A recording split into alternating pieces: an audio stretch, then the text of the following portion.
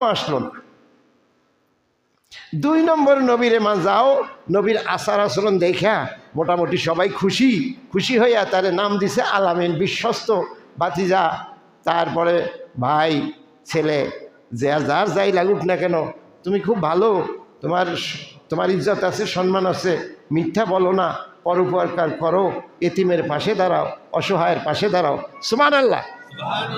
নবীর পরিচয়টা তারা নবীকে যে হিসাবে দেখত, আমরা নবীরে দেখি কি হিসাবে, আর ওনারা বাস্তব চোখে দেখা কিভাবে বিচার করতো একটু লক্ষ্য করেন।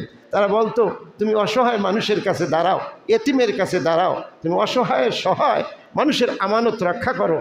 এই মানুষের আমানত সাধারণ মানুষের রক্ষা করে না অসাধারণ মানুষের? যার সমাজ ইজ্জত সম্মান আছে তার কাছেই আমানত রাখে। অসহায়ের পাশে সব মানুষ দাঁড়াইতে পারে না বংশীয় ভদ্র মানুষ দাঁড়াইতে পারে? এতিম অসহায়দের সাহায্য কারা করে? সাধারণ মানুষ করে না নম্বরের লোকেরা করে? মুহাম্মদ সাল্লাল্লাহু আলাইহি ওয়াসাল্লাম তারা এভাবে চিনছে, কারণ তারা চোখে দেখছে। তার মানে এক কথায় তুমি সমাজের অসহায় সমাজসেবক একজন, তুমি একজন কি সমাজসেবক। অতএব তুমি একজন সমাজসেবক মানুষ, তুমি খুব ভালো, সার্টিফিকেট দিতে আছে।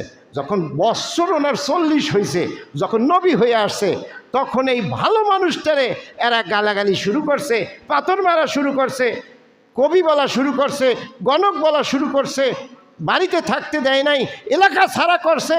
ওই ভালো লোকটা যাকে ওরাই সার্টিফিকেট দিয়েছে সেবক হিসাবে, সমাজের ভালো মানুষ হিসাবে, 40 বৎসর বয়সে আল্লাহ নবী যখন নবী হইল আর কোরআন পাইল, এই কোরআন ঘোষণা করার পর উনি আর ভালো মানুষ নাই, এই লোকগুলিই তারে পাথর মারছে। কি বলেন, সত্য কিনা?